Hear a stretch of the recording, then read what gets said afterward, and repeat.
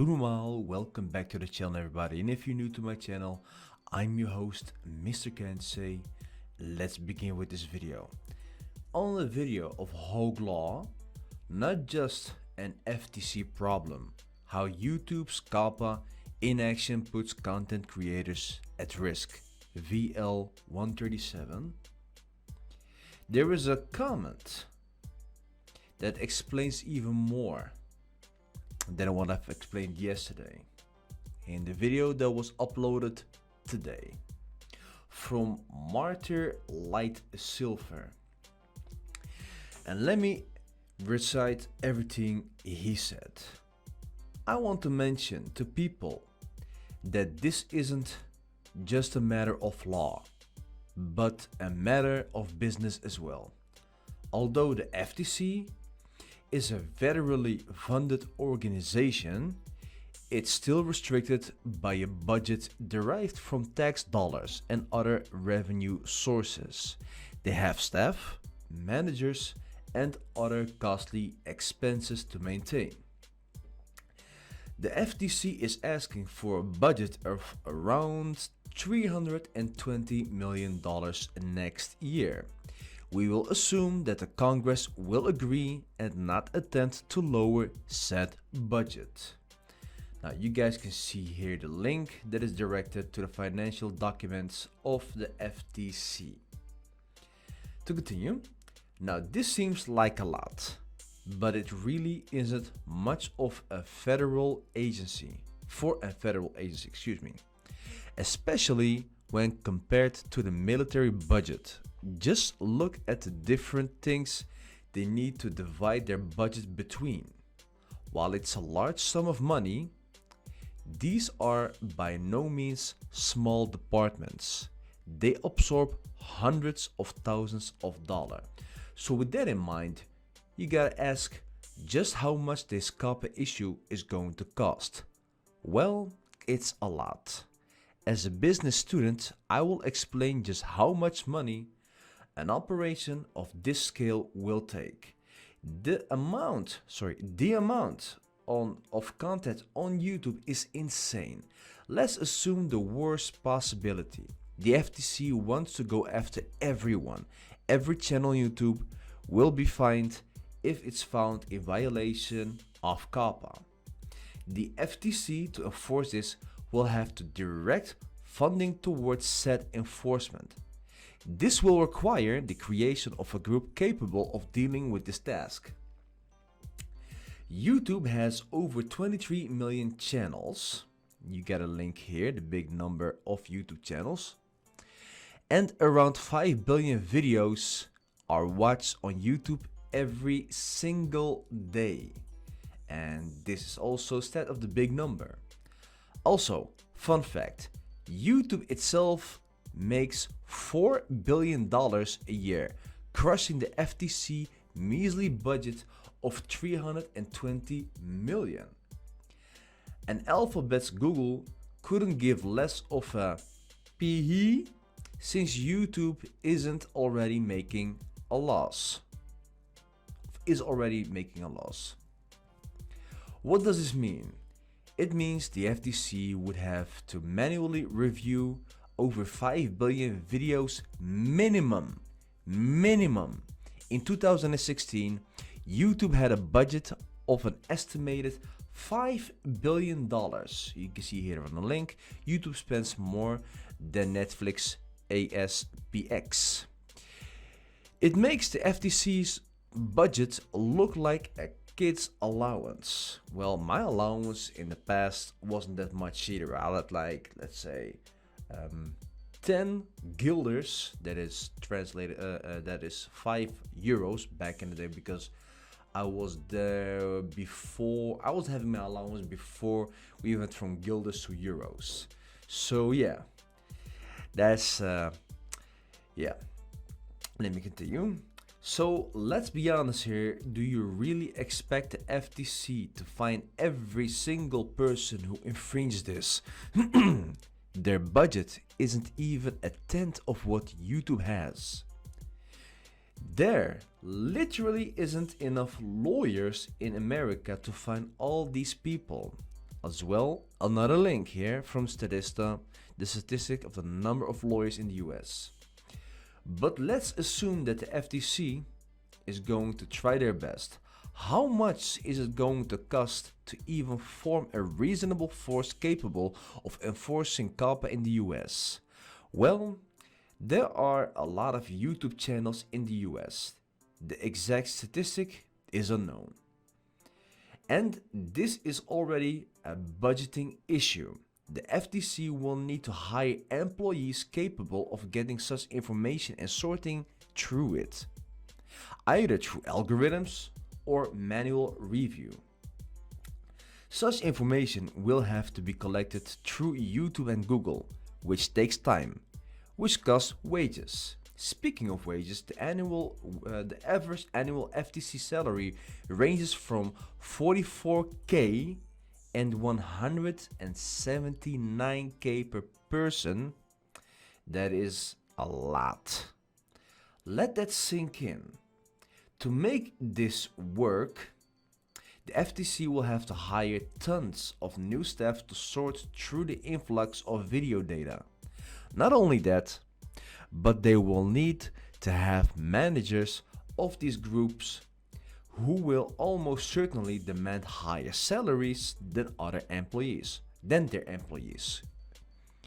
Budgets will also have to be placed towards increased office space for employees if they plan to have them come into work. The pricing can be found here, so if you click on this link you can find it.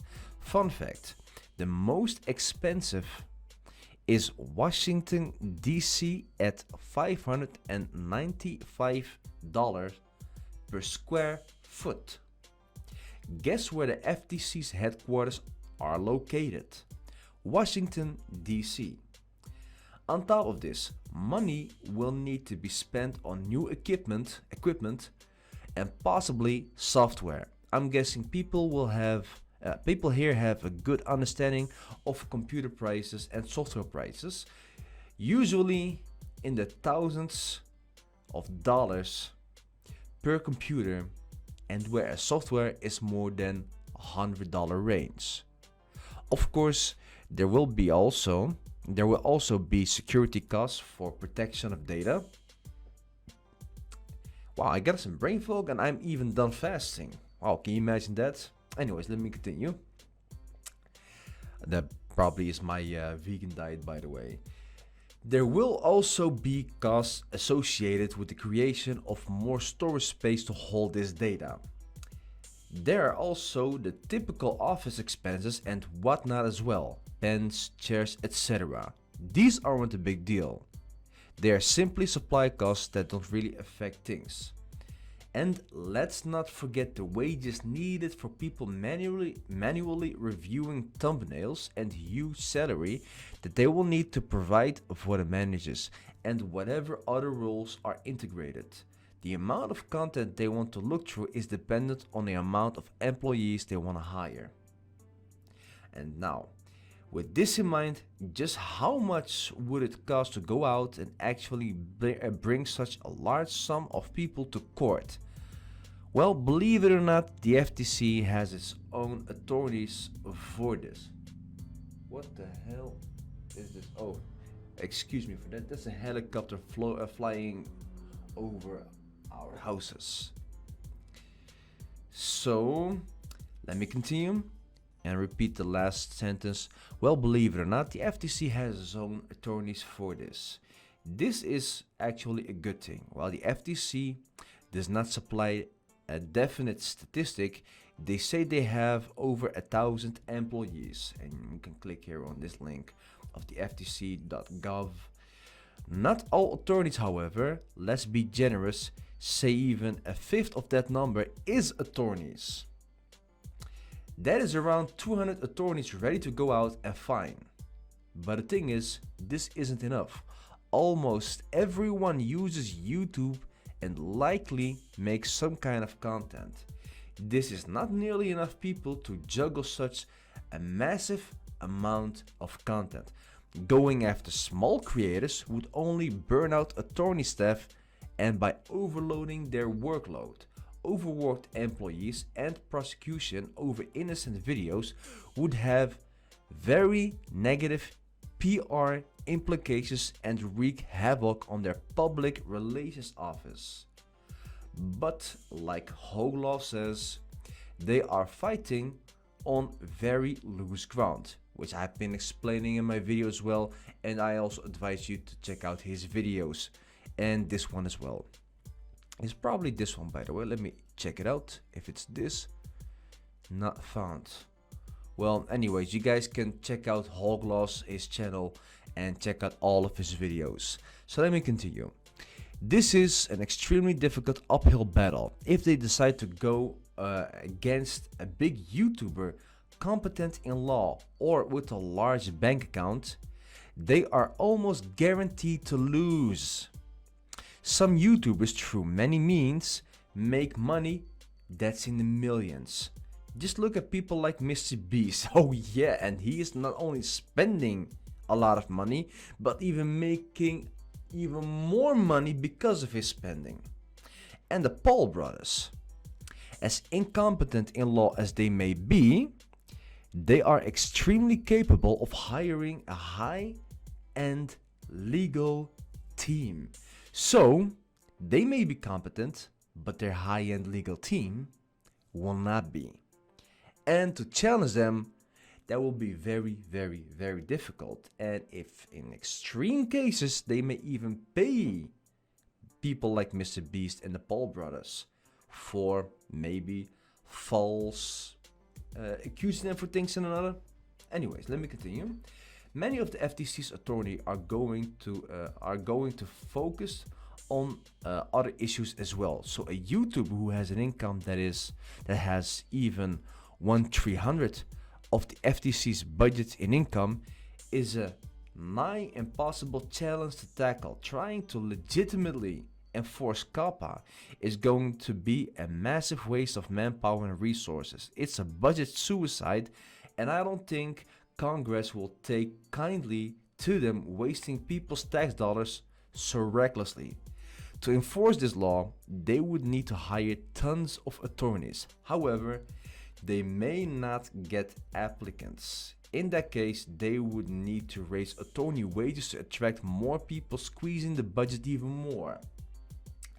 The FTC is trying to take on a force that is not only several times greater than themselves, but also fighting an uphill battle, legal battle that's finicky at best. It's not going to work. It's a horrible strategy in both military sense and business sense. This is absolutely true. That is absolutely true. Think about this, guys. Just before I continue, think about this. That is just the most stupidest thing you can do if you're going to make sure that, you're going to enforce some law that is actually going against one of the 8 amendments as well, by the way, because you're going to find people over 42k, and that goes against the 8 amendments. And that is something you can Google it, by the way, the 8 amendments of the US. I don't know what the rules we have here in the Netherlands, but I can assure you that we will not even get the same kind of nonsense that the US might getting into if they're really going to do such a stupid thing. They might. I mean, they might. But like Hoglaw says, and what's his name again? Let me see. Martia Lightsilver, that is going to be a stupid thing, and like he said, it's a horrible strategy in both a military sense and a business sense. Let me continue. Now you're probably wondering where the revenue from the fines even goes. Well, it goes to the US Treasury General Fund, and here is something you can click on to see it. Here is where Facebook's record 5 billion fine goes. They literally get nothing from this. Their budget is their only revenue stream. Once the money is gone, it's gone until next year. Oh man. Oh man. So, this is also why other countries won't accept or enforce this law. No country in its right mind, exactly, that is an understatement by the way, will tolerate the US hold up, wow. Siptoning, if I'm pronouncing it right. If I'm not pronouncing it right, please drop a comment in the comment section. Explain to me how I should pronounce it. But siptoning or siptoning money from said country's economy through an online media sharing platform. Considering America's current international reputation, it would likely be dismissed and laughed at. That is absolutely true, especially by not only the Middle East, but also by China, Russia, and whatnot. Especially China, by the way. What does this say about the FTC? Well, it's simple. The FTC is a small guy talking tough. All bark, no bite. I think it's safe to say that we are relatively safe from the FTC's idiocy. At worst, they will force YouTube to delete your channel. Of course, this is still a major issue and we should do our best to fix this. That's not the purpose of this comment though. This was meant to show you that the FTC is full of doo-doo and doesn't have the power of or funding to really do anything. That's all. And this is just for YouTube, not including other sites. Just keep that in mind. So I have to agree with this guy. That is absolutely true because, of course, like I said, you need to hire people. You need to spend money to get money out of this. And if you're going to sue a lot of guys, that will take a lot of resources. And you don't even know how much time it will take before you can get somebody to court, sue them, and you don't even know if the judge and the court will side by you or them.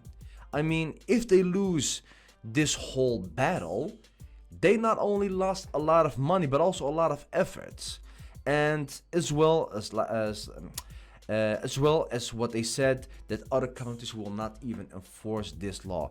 So I'm thinking that here in the Netherlands, we can completely forget about COPPA and what they're doing. Although they can delete a channel, there are also ways of getting your channel back, but also make sure you always have a backup channel. There are guys who've lost their channel through their own stupidity and got it back like a week or two after, just like Vegan Games, for example. He had lost his channel like, I don't know, months ago. I think it was December 2018 that he lost his channel, and after a couple of weeks he got it back. So that goes the same for other people who may have lost their channel and eventually got their channel back afterwards. So that is something I wanted to share with you guys, so you don't have to worry that much about the FTC and COPPA. Although their scare tactics may work at this moment, I think by the end of the day, people will wake up and see through this. So you have to share this with a lot of people. And also, once again, go to the channel of Hooglaw or type in this link. I will put the link in the description box, and you guys can see the comment of Martyr Light Silver, this dude, this smart guy who wrote this comment and explained a lot to us, including all the evidence that is needed. So a lot of guys are very happy with this, and I can say everything here, yeah, this makes a lot of sense. So yeah, thank you for watching. That's all I have to say for today's video, and tomorrow I'll be making another video. So this is the kind of update I wanted to show to you. And as for always, thank you for watching, and doe normaal.